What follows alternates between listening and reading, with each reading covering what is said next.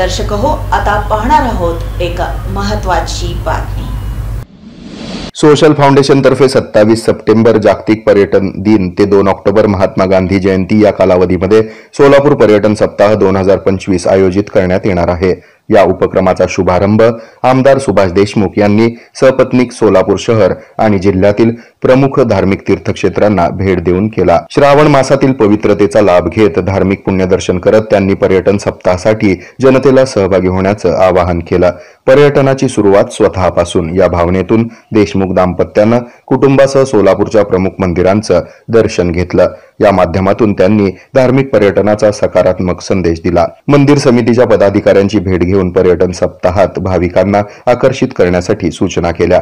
मंदिर परिसर स्वच्छ ठेवणं, आकर्षक रोषणाई करणं, भक्तांसाठी सोयी सुविधा उपलब्ध करणं यावर भर देण्यात आला।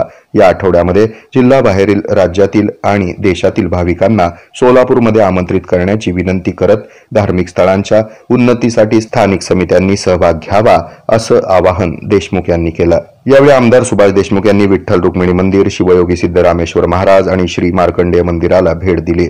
कपिल सिद्ध मल्लिकार्जुन महाराज आणि बाळे येथील खंडोबा मंदिराचं देखील त्यांनी यावेळी दर्शन घेतलं। रूपाभवानी मंदिर, वडवळ येथील नागनाथ मंदिर आणि नारायण चिंचोली मंदिर, मंगळवेढ्यातील रिद्धी सिद्धी महागणपती आणि संत दामाजी पंत मंदिर, सरकोलीचे भैरवनाथ मंदिर याचं दर्शन त्यांनी घेतलं। प्रत्येक ठिकाणी पर्यटन सप्ताहाबाबत माहिती देऊन भाविकांना सहभागी होण्यासाठी प्रोत्साहित करण्यात आलं। मंदिर समित्यांनी या कालावधीमध्ये विशेष कार्यक्रम आणि स्वागत सोहळे आयोजित करण्याची तयारी दर्शवली आहे। हे आहे मेट्रोकास्ट केबल नेटवर्क आणि आपण पाहत आहात द न्यूज प्लस बरच काही।